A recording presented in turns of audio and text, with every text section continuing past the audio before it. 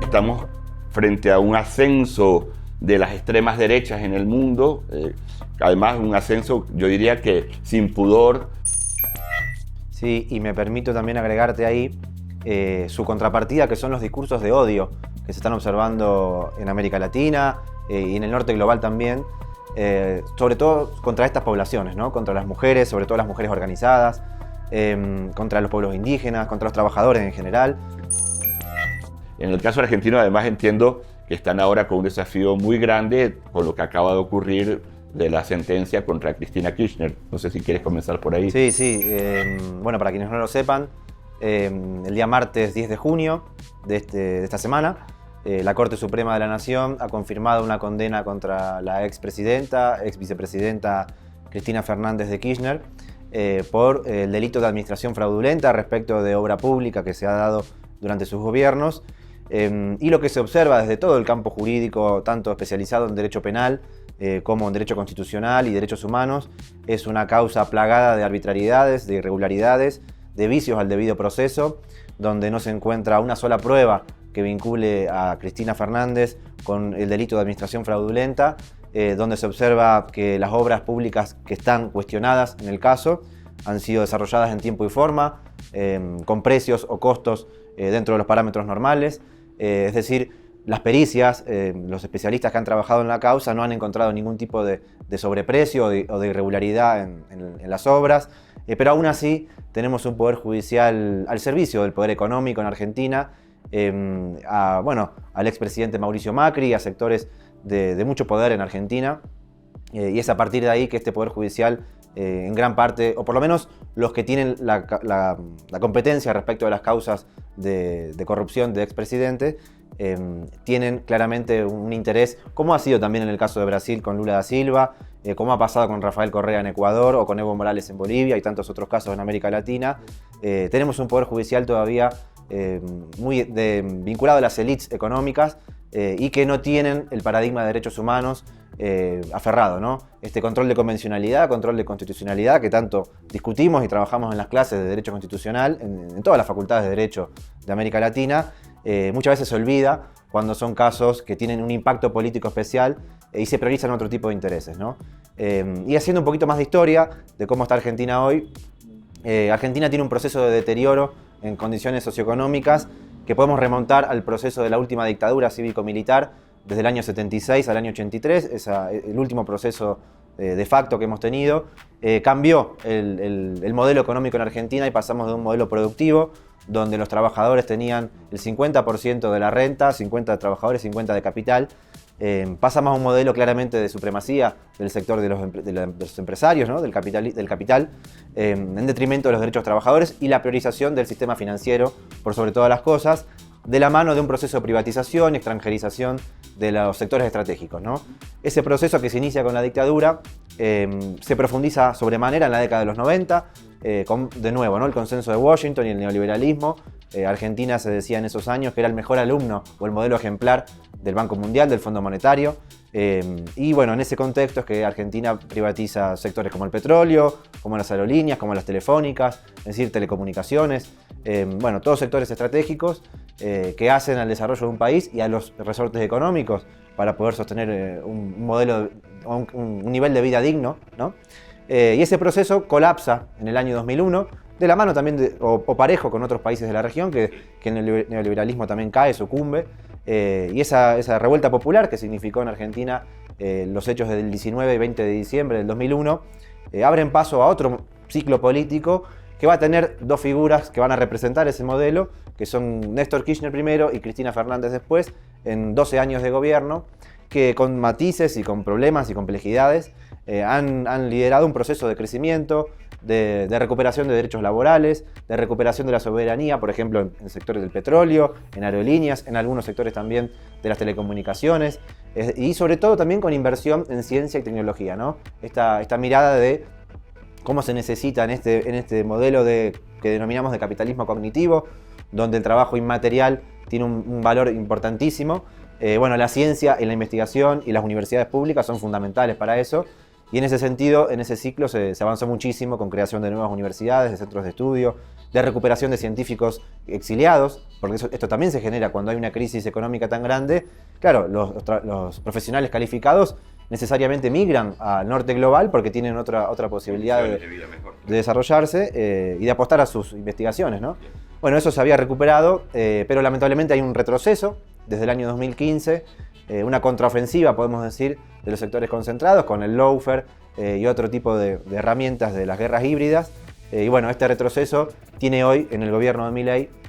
su máxima expresión, ¿no? Con discursos de odio, con un fascismo cultural, al punto que bueno, se ve en todos los ámbitos, ¿no? Con las mujeres, eliminación de todos los programas que buscan poner en igualdad de género, contra los sectores con discapacidad, contra los jubilados, se los reprime permanentemente en sus protestas que buscan apenas una mejora en sus retribuciones de pensión. Bueno, todo eso se ve exacerbado hoy y un posicionamiento geopolítico internacional que busca totalmente romper los lazos con América Latina. Lo tenemos a Milei atacando permanentemente a otros líderes o pares de la región y apostando a un alineamiento automático, estratégico con los intereses de Estados Unidos, sin ver esta transición global, ¿no? Sí, bueno, alineado con Estados Unidos y alineado con una especie de derecha internacional, porque viste, Milei estuvo hace poco en España, anduvo participando en un congreso de esta internacional de derechas que se configuró, porque yo creo que hay que reconocer que hay una articulación entre gobiernos de derecha intentando impulsar esta hegemonía en el pensamiento, pero también en la toma de las instituciones de los estados. Y ahí yo creo que es importante identificar esto que has nombrado del lawfare, como el uso del derecho como una herramienta en la disputa política, intentando eliminar al adversario. Y por otra parte, yo creo que es importante también identificar cómo el gobierno de Milei, como lo hizo el gobierno de Bolsonaro, como lo hacen otros gobiernos de extremas derechas, intentan atacar fundamentalmente el campo de la cultura y la educación para desmontar cualquier intento de masa crítica que se les oponga. Entonces yo creo que sería interesante ir conversando y tiene todo que ver con lo que nos convocó acá, tanto el seminario que tuvimos aquí en la Pedagógica como el encuentro de Claxo, este desafío desde las ciencias sociales, porque queda claro, son gobiernos negacionistas, no solo de un negacionismo histórico, intentan imponer otras narrativas sobre la historia de nuestros países. Por ejemplo, es muy común en Brasil que no hablan de la dictadura como dictadura, no hablan del golpe militar como golpe, sino que hablan de una revolución victoriosa, etcétera, invisibilizando que lo que hubo de hecho fue un golpe alineado con el capital internacional, con los intereses norteamericanos, etcétera, y con la propia, digamos, grupos económicos internos. Fue un golpe político, militar y empresarial. Y con Dilma Rousseff tuvimos en 2006 de nuevo, se reeditó ese ejercicio cuando hay una articulación entre poder judicial, poder mediático, en el Parlamento, estos grupos de derecha, de tal manera que estos desafíos no han quedado atrás. Hay permanencias autoritarias en nuestra sociedad y hay vulnerabilidades en nuestros sistemas políticos, y estos nuevos gobiernos de derecha intentan impulsar este negacionismo histórico, este ataque a las ciencias y particularmente a las ciencias sociales, este ataque a la investigación. En el caso de Milei está claro, desmontando los centros de investigación. También en el caso de Bolsonaro ha sido así. Entonces yo creo que las ciencias sociales tenemos por delante un desafío muy, muy importante. Necesitamos pensar estos procesos y necesitamos identificar cuál es nuestro papel frente a estos procesos. Si quieres, pasamos a conversar sobre los desafíos de las ciencias sociales en este contexto que hemos venido describiendo. En el caso de Brasil, para mí resulta muy clara la necesidad, uno, de apuntalar procesos de investigación, claro, pero procesos de investigación que se desarrollen a partir de las realidades brasileñas o argentinas o latinoamericanas. O sea, que superemos esta especie de colonialidad del saber, de colonialismo epistemológico, con el cual siempre estamos consumiendo y reproduciendo el saber producido o en Estados Unidos o en Europa, y que son saberes válidos para dialogar con ellos, pero que sin duda necesitamos desarrollar un conocimiento propio a partir de nuestras realidades, de nuestros territorios, de nuestras poblaciones, que den cuenta de los problemas que tenemos en nuestros países y que permitan construir dinámicas sociales, políticas, de transformación en función de sociedades más justas, más igualitarias. Entonces, ese sentipensar desde nuestros cuerpos, desde nuestros territorios, desde nuestras realidades, que permitan contribuir con dinámicas sociales más amplias. Evidentemente, no todo el conocimiento se construye solo en las universidades, hay conocimiento social, hay conocimiento producido desde las distintas dinámicas que nos constituyen como país, como sociedad, pero pensando en el desafío para las ciencias sociales específicamente, yo creo que ahí hay un elemento importante, ¿no? Superar este colonialismo epistemológico, esta colonialidad del saber que ya se ha venido denunciando. Y por otra parte, yo creo que es importante también como un ejercicio el diálogo entre nuestros países, porque a veces es curioso, Brasil dialoga más con Estados Unidos, la academia brasileña dialoga más con Estados Unidos, dialoga más con Francia, con Inglaterra que con Argentina. Entonces, de superar estos muros, el poder lo que siempre ha hecho es dividirnos. Entonces, necesitamos construir dinámicas de diálogo, de saberes, no solo al interno de nuestros países, sino también entre nuestros países, de tal manera que vayamos fortaleciendo esas ciencias sociales enraizadas, vamos a llamarlas así, que respondan a los desafíos que tenemos como nación. Y en el caso brasileño, yo creo que además es importante un conocimiento que se haga cargo de estos problemas de los que veníamos hablando antes. O sea, no podemos hablar de Brasil como una realidad homogénea. Brasil incluso tiene dinámicas que yo llamaría de colonialismo interno, porque una cosa es Río, San Pablo, Brasilia, pero totalmente marginado el norte o el nordeste, las poblaciones que viven en el Amazonas o que viven en Acre. Entonces ahí hay unas desigualdades muy importantes entre las regiones, ahí hay una cosa que necesita ser observada. Por otra parte, las ciencias sociales tienen que hacerse cargo de estas estructuras de poder que configuran a nuestros países. El racismo, que ya te decía que en Brasil está muy permeado en las dinámicas sociales, el patriarcado, que continúa sin duda, se ha avanzado gracias a las luchas dadas por las mujeres, por los feminismos, pero todavía seguimos viviendo sociedades patriarcales con violencias machistas terribles y sin duda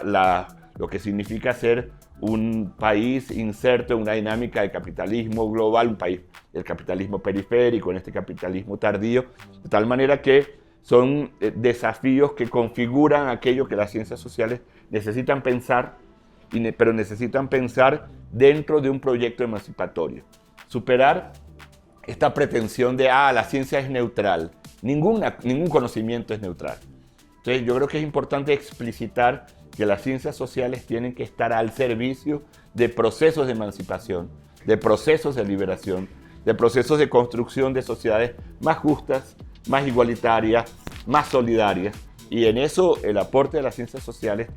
tiene que ser, tienen que estar alineados con ese proyecto y no seguir hablando de una supuesta neutralidad de la ciencia, porque eso no es más que una mentira en primer lugar, porque no hay conocimiento neutro, pero además es una forma de justificar una reproducción del conocimiento al servicio de los intereses de los poderes fácticos, sean poderes económicos, sean poderes políticos, poderes coloniales. Bueno, son algunas de las cosas que yo identifico como desafíos para las ciencias sociales desde la realidad de nuestra región y de Brasil también. No sé cómo lo ves tú. Bien, sí, coincido con tu descripción, con tu análisis. Creo que, bueno, estando en Colombia también, me permito mencionar todo lo que fue el trabajo pionero de Orlando Falsborda con la investigación acción participante. Creo que es una metodología que tenemos que incorporar en nuestras investigaciones de ciencias sociales. Esto de trabajar desde el territorio, desde las vivencias, las experiencias concretas, ¿no?, de las poblaciones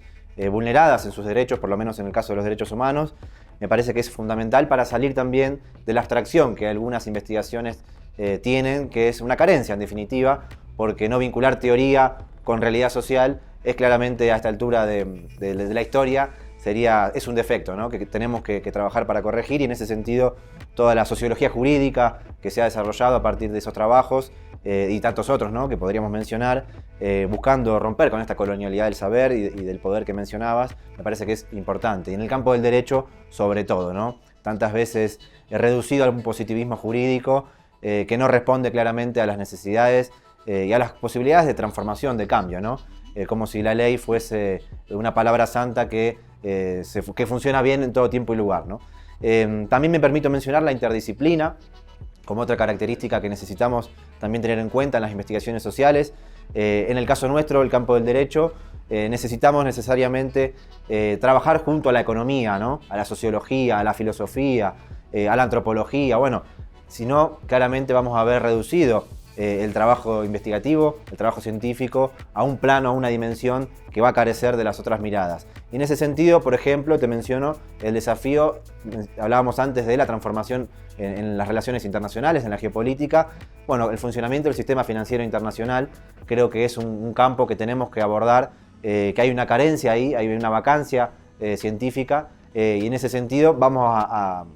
requerir un trabajo interdisciplinario claramente, y también internacional, ¿no? Colaborativo a nivel de América Latina y del sur global en general, y también dialogando con el norte global, con Europa, con el propio Estados Unidos,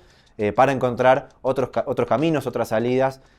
a lo que es un sistema fundado en lo que es el siglo pasado, ¿no? El sistema de Bretton Woods. Y a partir de ahí, bueno, creo que también un trabajo interdisciplinario, también intergeneracional, que incorpore las miradas de las juventudes. Estamos viendo, por lo menos en Argentina, pero creo que es un fenómeno extendido, cómo las juventudes están a veces siguiendo, ¿no?, algunos lineamientos extremadamente individualistas o extremadamente economicistas con lo que es el liberalismo económico o el libertarianismo, como se plantea a veces desde el gobierno de Milei y otros líderes de ultraderecha. Creo que ahí tenemos un trabajo que hacer con las juventudes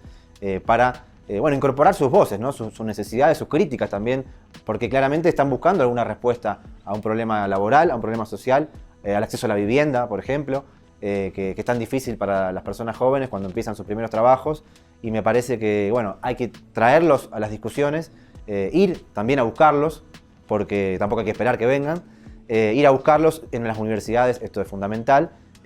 darles participación para encontrar ciertos consensos, ¿no? Porque con la fragmentación no vamos a ningún lado,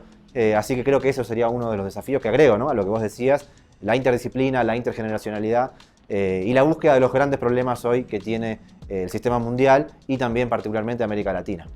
Yo, escuchándote ahora con lo que decías a propósito de los jóvenes, yo creo que eso es un desafío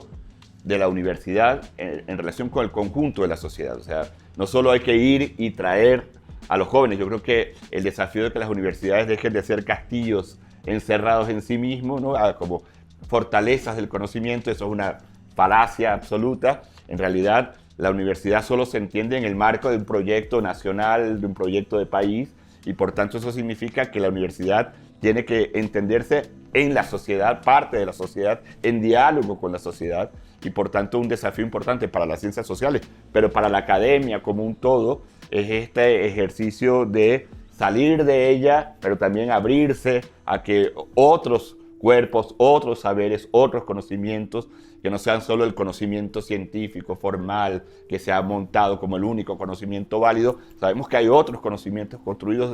desde otros contextos, desde otros procesos, con los cuales la universidad necesita dialogar para cumplir su función social. Entonces yo creo que esta apertura, esta dinámica de diálogo con los territorios, de reconocimiento de esos saberes locales, del